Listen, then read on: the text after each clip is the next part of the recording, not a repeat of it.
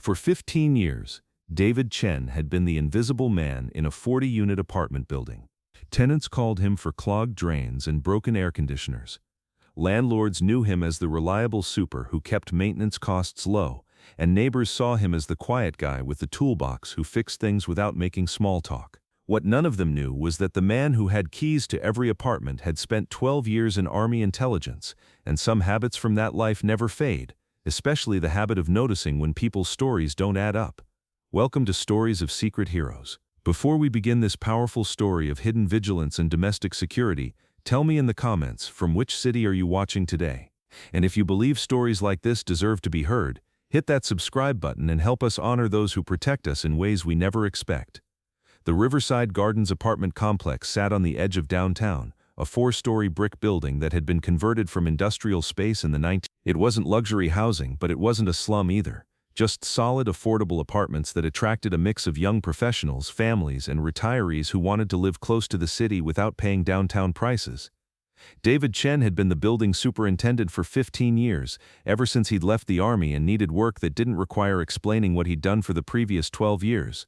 The job had seemed perfect: steady pay, free apartment in the basement, and the kind of routine maintenance work that was completely predictable and utterly unclassified. David was 54 now, with graying hair and the kind of calm competence that made tenants trust him with their spare keys and landlords rely on him to handle problems without supervision. He wore the same uniform every day: navy blue work shirt with David embroidered over the pocket, tool belt that contained exactly what he needed for any building emergency, and the slightly distant expression of someone who listened more than he talked. The tenants knew him as the super who responded quickly to maintenance requests, never gossiped about what he saw in their apartments, and could fix anything from a dripping faucet to a faulty furnace. They had no idea that before he'd learned to repair boilers and unclog toilets, David Chen had been Staff Sergeant David Chen, assigned to military intelligence operations in places where noticing the wrong details at the wrong time could get you killed. The transition from intelligence work to building maintenance hadn't been planned. A mission had gone sideways in a way that left David with a choice between early discharge and spending the rest of his career behind a desk. He'd chosen discharge, moved to a city where no one knew his background, and found work that let him use his hands instead of his training. For 15 years it had worked perfectly.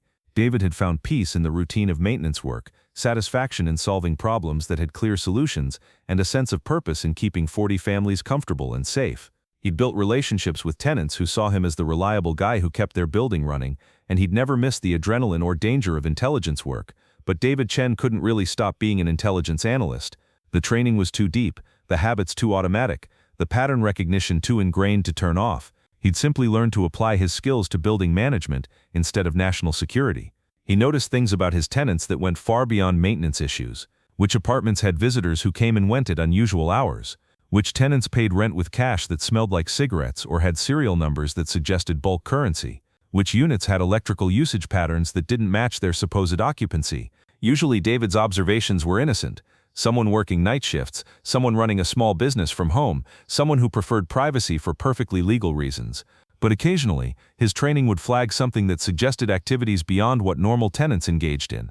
Most of the time, David ignored his suspicions. He wasn't an intelligence officer anymore, wasn't responsible for investigating potential threats, and had no authority to do anything about activities that were none of his business, as long as they didn't damage the building or disturb other tenants. But the pattern that started developing on the 3rd floor in the spring of 2019 was impossible for someone with David's background to ignore. It began with apartment 3A, which had been rented by a man named Ahmed Hassan 6 months earlier.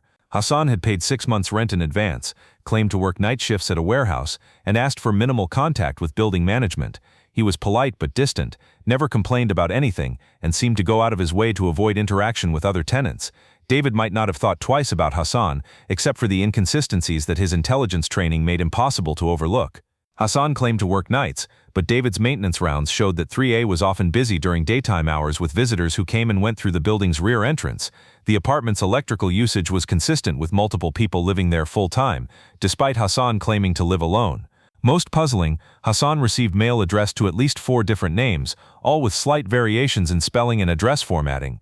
Then apartment 3C was rented by someone named Omar Khalil, who also paid months of rent in advance, claimed to work irregular hours, and preferred minimal interaction with building management. Like Hassan, Khalil's apartment showed electrical usage patterns suggesting multiple occupants, received mail for multiple names, and had frequent daytime visitors who avoided the main entrance. When apartment 3B was rented by someone named Farid Nazir with the same payment pattern, employment claims, and privacy preferences, David's intelligence training started sending alarm signals that he couldn't ignore. 3 apartments on the same floor, rented within 2 months of each other, by tenants with similar profiles who all exhibited the same operational security behaviors that David recognized from his military experience. This wasn't coincidence.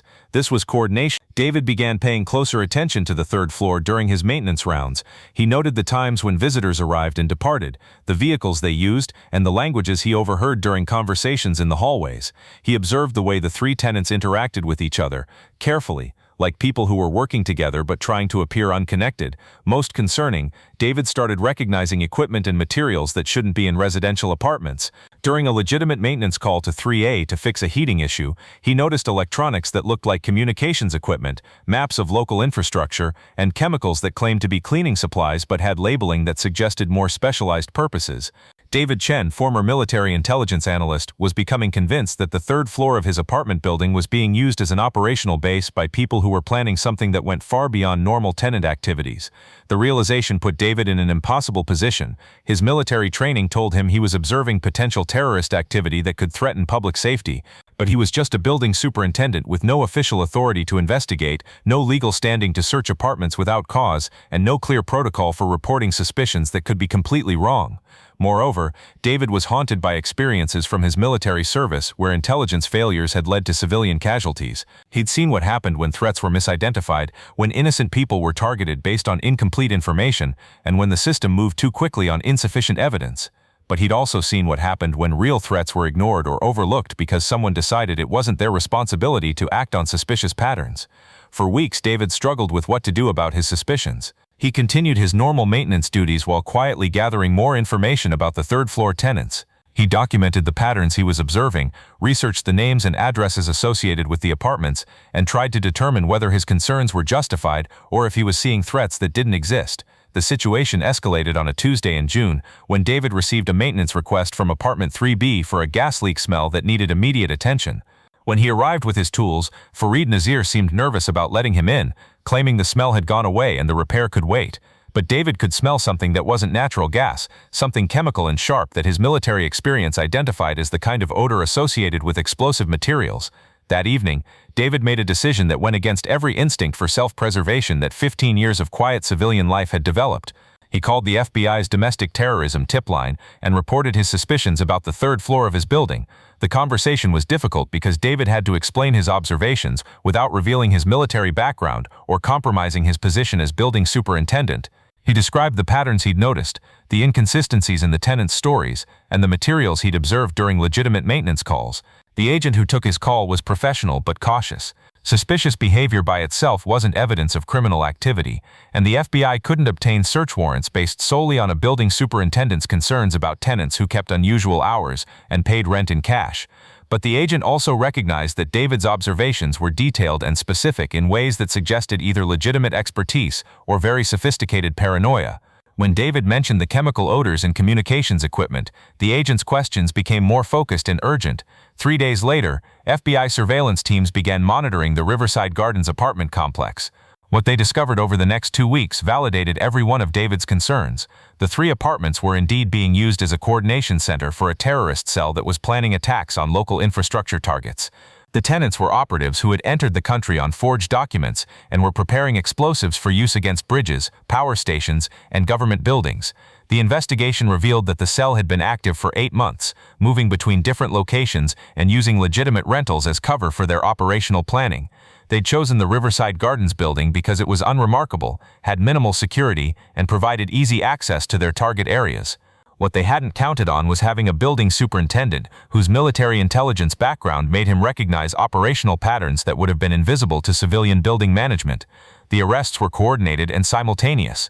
On a Thursday morning, while David was conducting his normal maintenance rounds on the 2nd floor, FBI tactical teams quietly surrounded the building and simultaneously breached all 3 third-floor apartments. The operation recovered significant quantities of explosive materials, detailed attack plans targeting 6 local infrastructure sites, and communication equipment connecting the cell to international terrorist networks. 7 individuals were arrested, including the 3 tenants and 4 associates who had been using the apartments for operational planning. The media coverage described the arrests as resulting from a multi-month FBI investigation based on intelligence gathered through community sources. David's role was never mentioned publicly, and his identity was protected throughout the subsequent investigation and trial proceedings. But FBI agent Sarah Rodriguez, who had coordinated the investigation, made sure David understood the impact of his vigilance. 3 weeks after the arrests, she met with him privately in his basement apartment. "The intelligence you provided prevented what could have been catastrophic attacks on civilian infrastructure," Agent Rodriguez told him. "Your observations were more detailed and accurate than intelligence we typically receive from trained sources." David had simply nodded. "I just noticed things that didn't add up." "You noticed things that other people would have dismissed as coincidence or ignored as none of their business. That's not common, and it's not accidental." Agent Rodriguez had offered David opportunities to work with the FBI in various capacities, but he declined. He was content with his life as building superintendent, satisfied with the knowledge that his quiet vigilance had prevented something terrible from happening to his city. 6 months later, David Chen was still the invisible man in the 40-unit apartment building. He still responded to maintenance requests, still fixed broken air conditioners and clogged drains, still wore his navy blue work shirt, and carried his tool belt through the same hallways where he'd once observed terrorist planning. But things had changed in ways that only David and a few federal agents understood. His maintenance rounds now included informal security assessments that helped keep the building safe from more than just plumbing problems. His relationships with tenants included the kind of awareness that could identify threats before they developed into crises. David had become an unofficial asset for domestic security, someone who could provide early warning about suspicious activities while maintaining his cover as ordinary building management. His insights were valued by law enforcement agencies, who understood that the best intelligence often came from people who were positioned to observe without being noticed. The Riverside Gardens building remained the same unremarkable apartment complex it had always been. Tenants still called David for maintenance issues, still appreciated his prompt service and professional discretion, still saw him as the reliable super who kept their building running smoothly. They had no idea that their building superintendent had prevented terrorist attacks that could have killed hundreds of people, or that his continued vigilance was part of an informal network that helped protect their city from threats they would never know existed. David Chen had spent 12 years in Army intelligence protecting national security in foreign countries. Now he spent his days as a building superintendent, still protecting national security, just from a basement apartment with a toolbox instead of from a military base with classified equipment. Some intelligence officers retire to consulting firms and private security companies. Others retire to apartment buildings where they can keep watching, keep noticing, and keep protecting. One maintenance call, one observant moment, one prevented attack at a time. The uniform was different, the authority was unofficial, and the recognition was non-existent. But the mission remained the same, staying alert to threats that others might miss, trusting professional instincts even in civilian settings, and making sure that dangerous people couldn't operate unnoticed in places where innocent people lived their daily lives. So I ask you, have you ever met someone like David Chen? Someone whose previous expertise followed them into ordinary work, who used routine jobs to provide extraordinary protection? Share their name in the comments, tell us their story.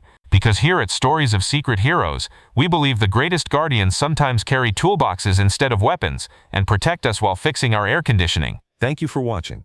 If this story moved you, subscribe and share it with someone who needs to remember that heroes come in all forms. Sometimes they're the ones who have keys to every door and notice when something doesn't belong. Stories of Secret Heroes, where the watchers never really stop watching.